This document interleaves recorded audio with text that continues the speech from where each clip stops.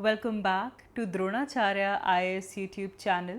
You're watching Daily Current Analysis covering 18th June 2022.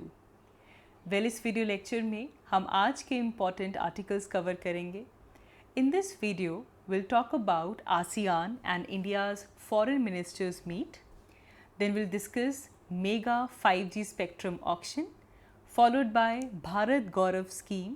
Then we'll also talk about Black Death and I2U2 initiative. So let's begin with it. तो चलिए शुरुआत करते हैं. हमारा पहला article ASEAN India Foreign Ministers Meet. This article is important from GS Paper 2 point of view. This article relates to important international institution. So there is this special ASEAN India Foreign Ministers meeting. This is being hosted by India. And ये जो meeting है ये India में new Delhi में होगी from June 16th to June 17th. ASEAN India Foreign Ministers meet. So let's know more about this event.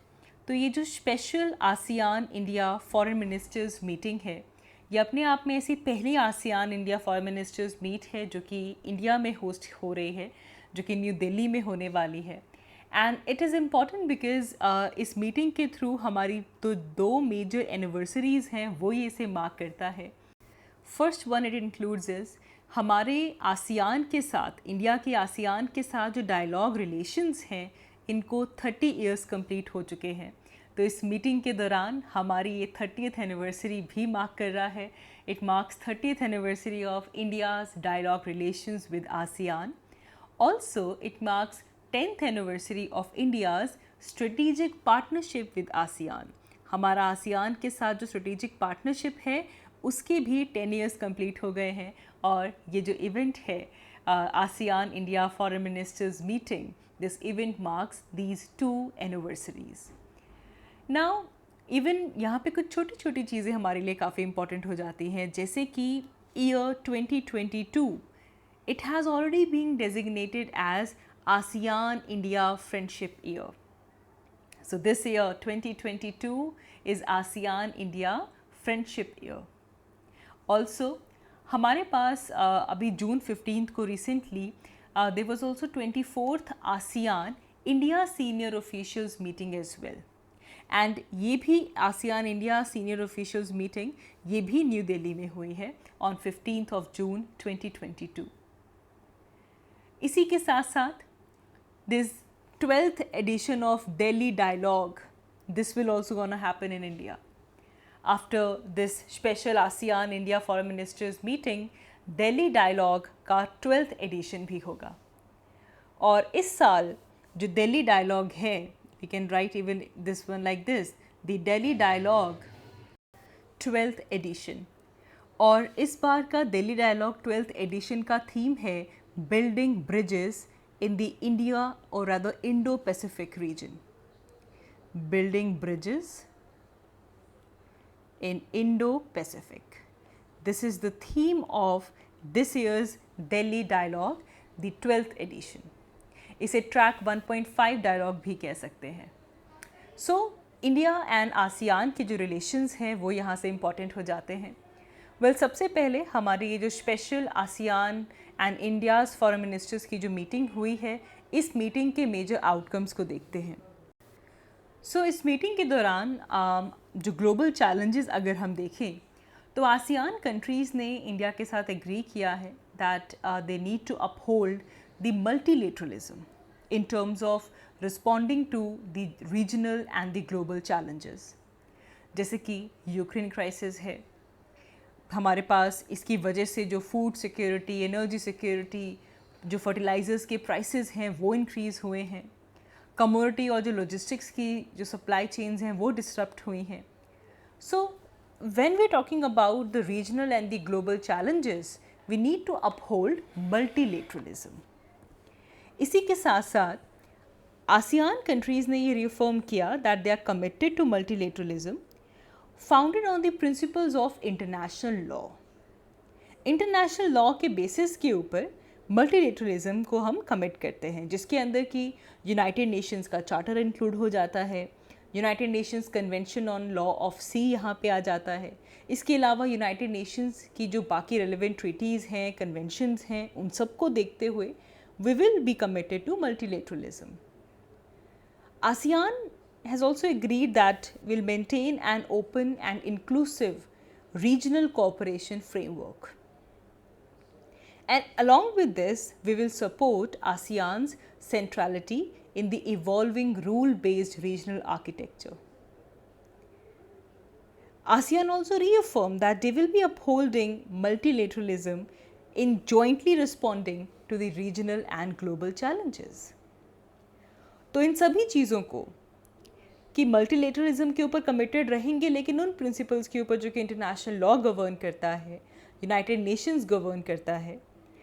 तो यहाँ से हम देख सकते हैं कि जो चाइना की जो असर्टिवनेस, जो assertive policy Indo Pacific area में चल रही है, उससे डील करने के लिए भी आसियान इंडिकेट कर रहा है that they will be committed to multilateralism following the principles of international law.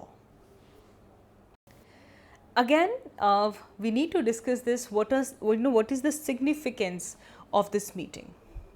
देखिए, जब हम इंडिया की बात करते हैं और इंडिया और इंडो पैसिफिक जब हम इस एंगल से देखते हैं, तो ASEAN becomes very central to us, specially जब हम इंडिया की जो एक्ट ईस्ट पॉलिसी हो तब आसियान सेंट्रल पार्ट है इसका, या फिर अगर हम इंडो पैसिफिक को लेकर एक वाइडर विजन से देखें तो भी आसियान हमारे लिए एक सेंट्रल पार्ट बनता है। So it is the centre to our Act East policy and also to our Indo Pacific region. तो ये जो इवेंट हुआ है, this basically marked the implementation of ASEAN India joint statement on cooperation on ASEAN outlook on Indo-Pacific। ASEAN का क्या outlook है Indo Pacific को लेकर, इसमें आसियान और इंडिया ने मिलकर जॉइंट स्टेटमेंट दी है on their cooperation. Very very very important.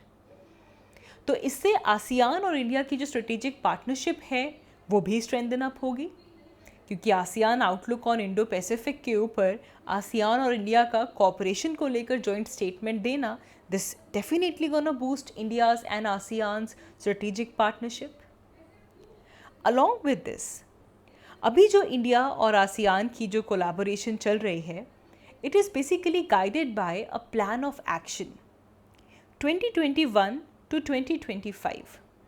इसके बीच में एक प्लान ऑफ एक्शन बनाया गया है जिसके बेसिस पे अभी इंडिया और आसियान एक दूसरे से कोलैबोरेट कर रहे हैं। This plan was adopted in 2020। This plan of action basically envisions greater cooperation in this area, चाहे वो ट्रेड हो, चाहे वो मैरीटाइम सिक्योरिटी हो, चाहे वो काउंटर टेररिज्म हो। इंडिया और आसियान के बीच में this should be the greater cooperation, that is the main gist of the plan। एक चीज़ हमें यहाँ पे देखनी होगी कि there is absence of Myanmar right now.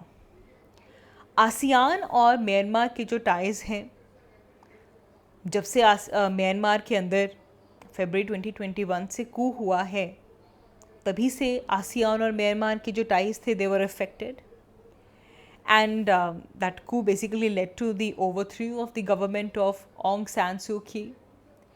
तो देयरफॉर ये जो मीटिंग हुई है, यहाँ पे म्यांमार की जो प्रेजेंस थी वो यहाँ पे नहीं थी। Myanmar remained absent. अच्छा जी, अब यहाँ से हमें आसियान के बारे में भी पता होना चाहिए। What is ASEAN? ASEAN is association of south east Asian Nations. Well, जब आप एशिया को देखते हैं तो हम एशिया को बहुत सारे हिस्सों में डिवाइड कर देते हैं, जैसे कि South Asia, West Asia, Central Asia, South East Asia, East Asia. कुछ कुछ बुक्स में नॉर्थ एशिया टर्म भी लिखी होती है। Asia is the largest continent. यहाँ पे हम बात कर रहे हैं साउथ ईस्ट एशियन नेशंस की।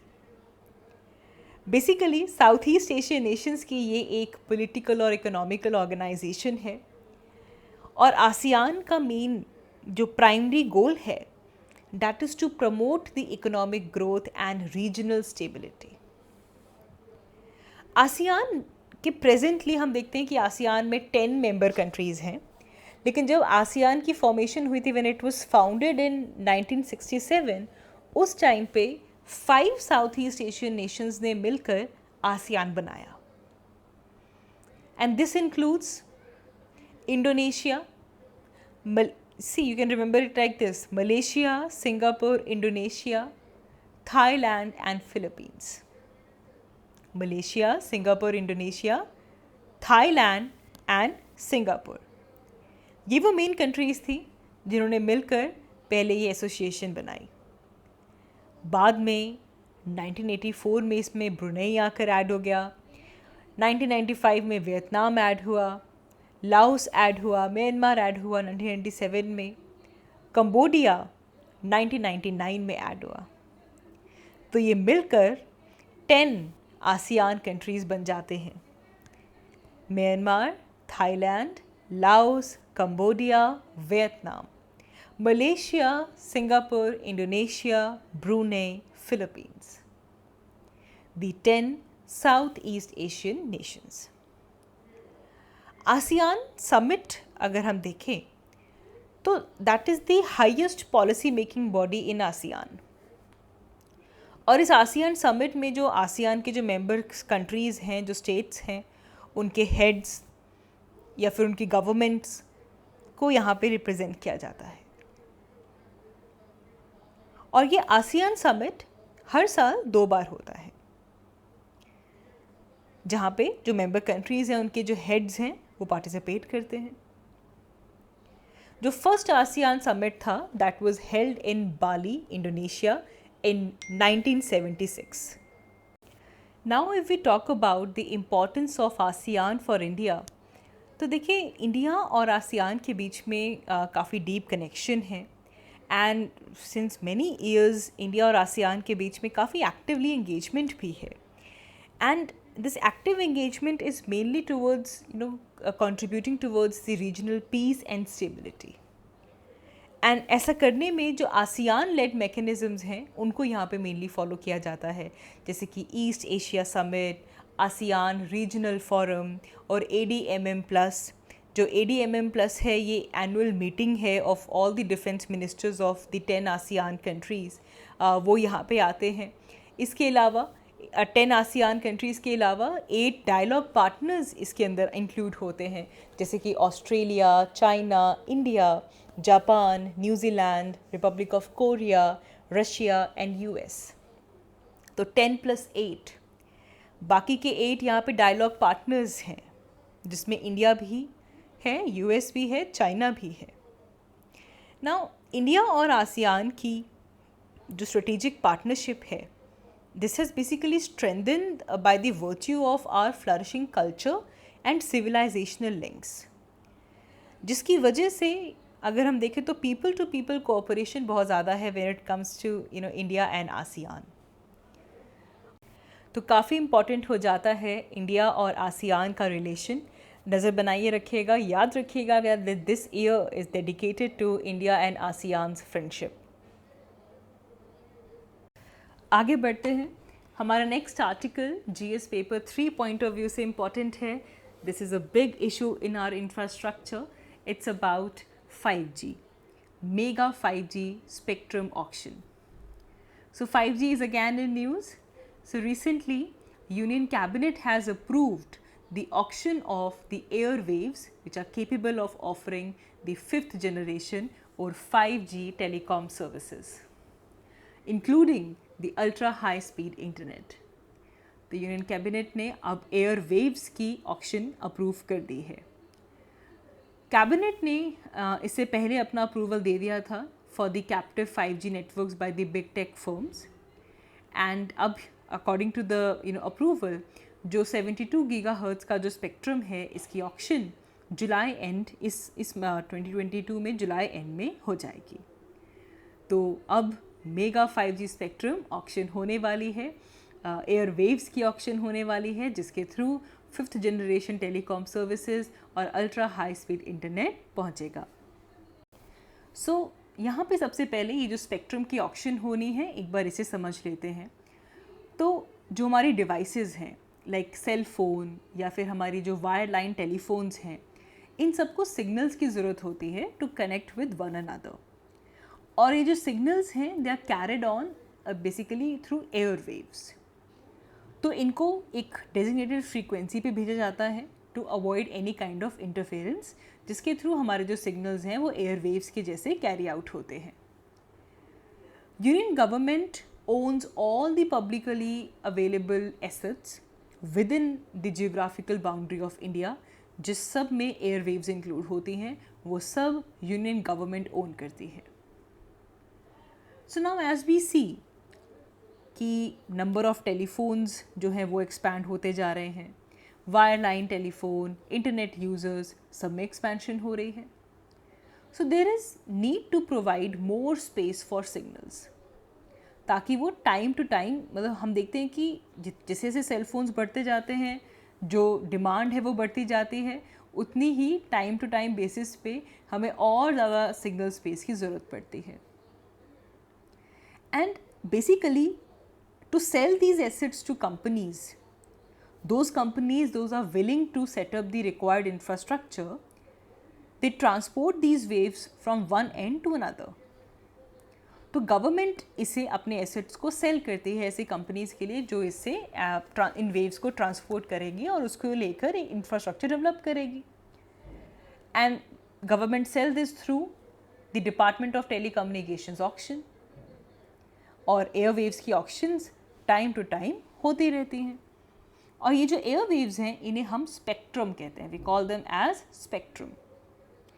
And they are basically divided into bands. Bands में अलग अलग फ्रीक्वेंसीज़ के हिसाब से इस स्पेक्ट्रम को बैंड्स में डिवाइड किया जाता है।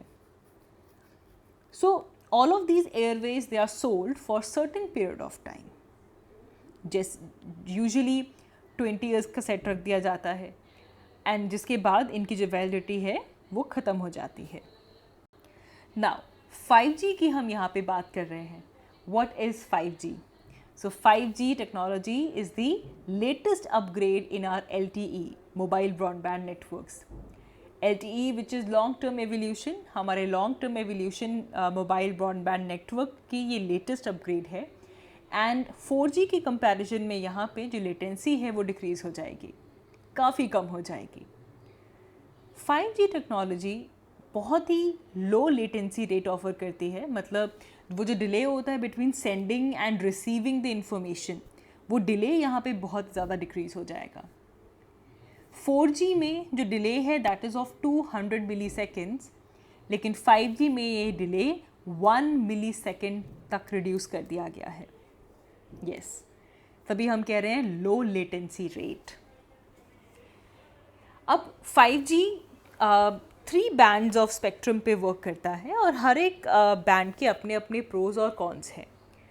सबसे पहले अगर हम यहाँ पे लो बैंड स्पेक्ट्रम की बात करें तो it basically shows great promise in terms of coverage and speed of internet.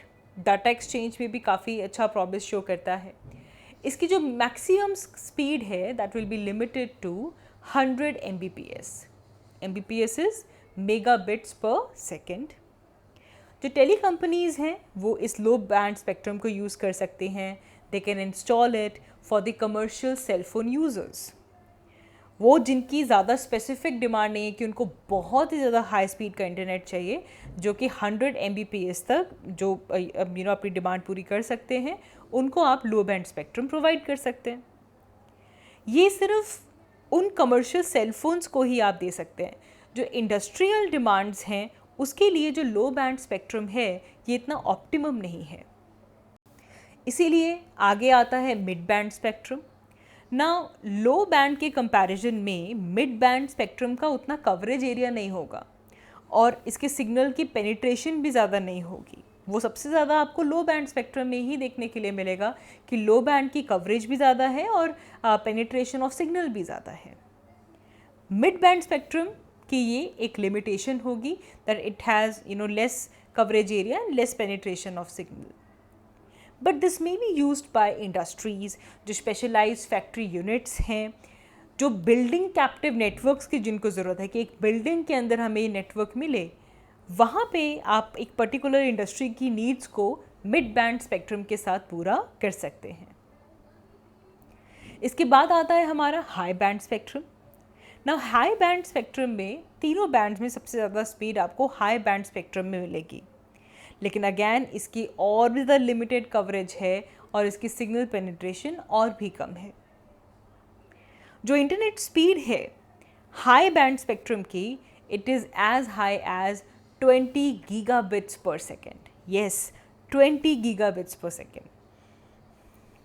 ना इसकी इम्पॉर्टेंस क्या है? देखिए, बेसिकली जो ऑपरेटर्स हैं they will use the combination of these different spectrum bands, जिसके साथ कि वो 5G की जो सर्विसेज हैं उसे डिलीवर कर पाएंगे।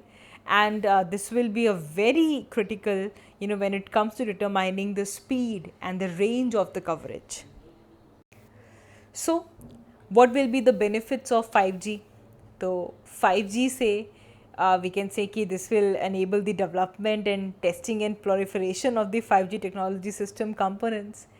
इसका different sectors में आप इसे use कर सकते हैं।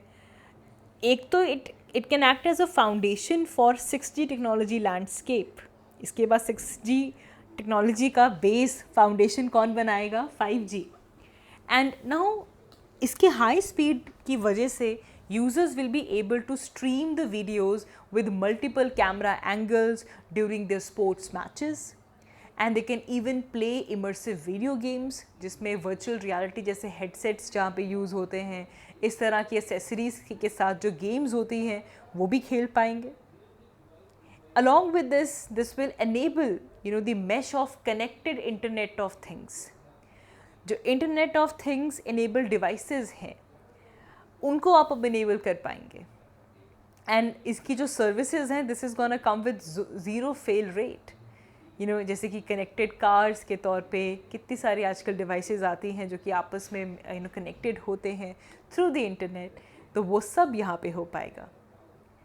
इसको आप हेल्थ केयर में यूज़ कर सकते हैं। You can create some sensors जिससे कि आप you can track the patients, you can share information faster, इतनी फास्टर जो पहले नहीं हो पाती थी। पब्लिक सेफ्टी में आप इसको यूज़ कर सकते हैं।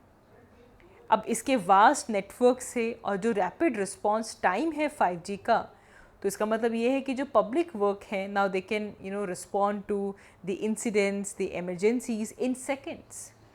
पहले जिसको मिनट्स लगते थे अब वो काम सेकंड्स में पूरे होंगे, and therefore the municipalities can also react faster, this can even reduce there cost. इसी के साथ साथ 5G की वजह से हम व्हीकल्स को भी ये हेल्प करेगा, जो ऑटोनॉमस व्हीकल्स होते हैं, to communicate between them and with the infrastructure on the road, and this will definitely gonna improve the safety and it will alert the drivers about the travel conditions and their performance in the performance information. आगे बढ़ते हैं।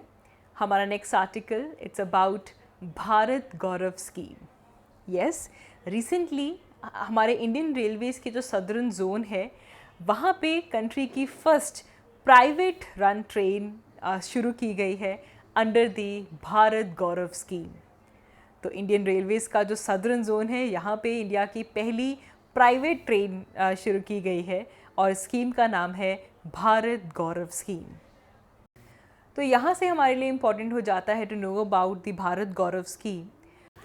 सो Indian railways launched this operation of theme based Bharat Gaurav train in the month of November 2021।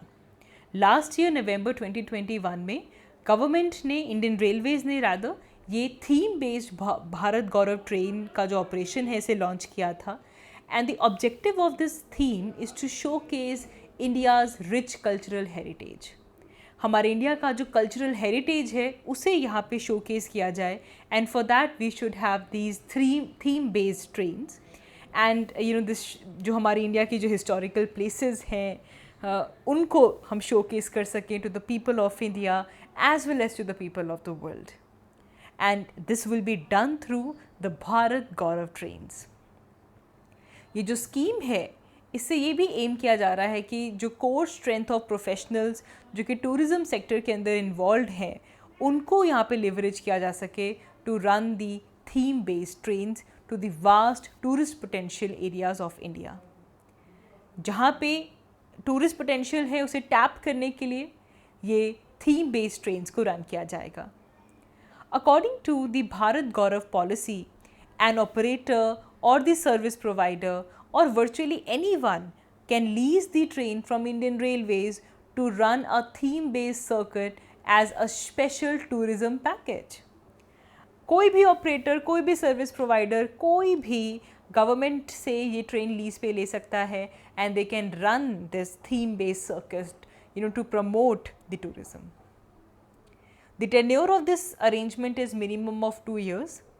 And this can go to the maximum of the caudal life of the coach जो इस theme के ऊपर इसे बनाया गया है। आगे बढ़ते हैं।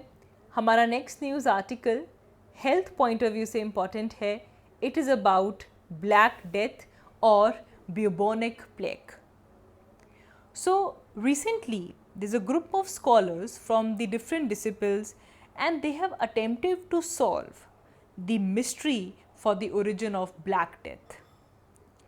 And इसे लेकर एक स्टडी एक जर्नल पब्लिश किया गया है। द जर्नल साइंस रिसर्चर में स्टडी में पब्लिश किया गया है जो ये डिजीज़ थी this was originated in the modern day of नदरन Kyrgyzstan. नदरन Kyrgyzstan से ये ब्लैक डेथ डिजीज़ ओरिजिनेट हुई थी around 1338 or 1339. Nearly 7 to 8 years before, it ravaged the large parts of world. तो अब ब्लैक डेथ न्यूज़ में आ गया। So we should be knowing about what was the black death. So black death ये जो term है this basically refers to bubonic plague and this plague basically spread across the Western Asia, Northern Africa, middle east and Europe. 1346 and 53 के बीच में ये जो plague था ये mainly western Asia, northern Africa, middle east और Europe के अंदर स्प्रेड आउट हुआ था। एंड मोस्टली स्कॉलर्स ये एग्री करते हैं दैट ये जो ब्लैक डेथ है that was caused by bacterium Yersinia pestis. And ये बेसिकली जो फ्लीज हैं जो कोई भी जो रोडेंट होस्ट है उसे कैरी करने वाली जो फ्लीज हैं वो इसे स्प्रेड करती हैं। जो माइक्रो ऑर्गेनिज्म है Yersinia pestis this can spread to human populations and who at some point transmitted it to other either through the vector of human flea or directly through the respiratory system. And इसको लेकर जो black death जो name रखा गया है that is done because ये common believe था कि जिनको भी ये डिजीज़ होती थी they use to get black marks जो कि पूरा स्प्रेड आउट हो जाते थे on the body of the victim. So इसीलिए इसका नाम रखा गया black death. However, historians they argue that this term not only emerged century later but has to do with the disease clinical symptoms. European writers यही लिखते हैं कि इसके सिम्टम्स से रिलेटेड है। 14th सेंचुरी में एक एपिडेमिक आता that was referred to as the great pestilence और the great death. That was because जो उसने डेमोग्राफिक हवोक क्रिएट कर दिया था उसकी वजह से इसका नाम ये रखा गया। सिमिलरली ब्लैक डेथ जब हम कह रहे हैं तो बॉडी के ऊपर ब्लैक मार्क्स आ जाते थे जिसकी वजह से इसका नाम रखा गया ब्लैक डेथ।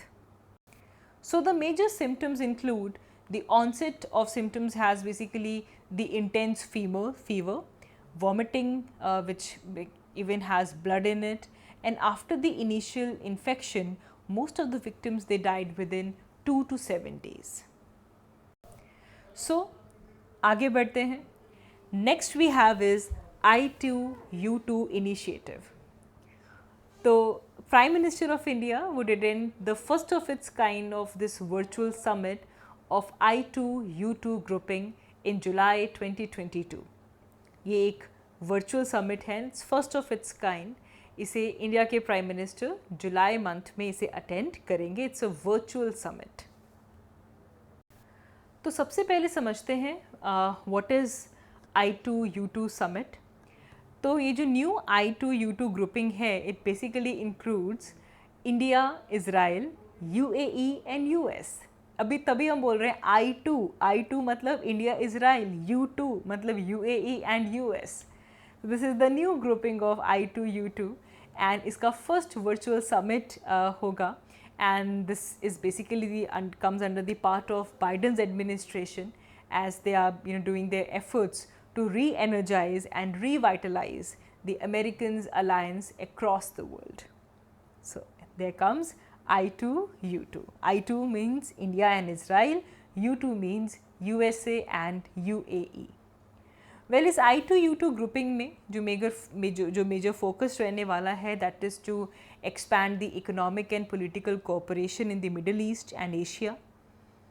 इसमें trade, climate change, energy cooperation and coordination on the vital shared interest, इन सब को यहाँ पे इंक्लूड किया जाएगा।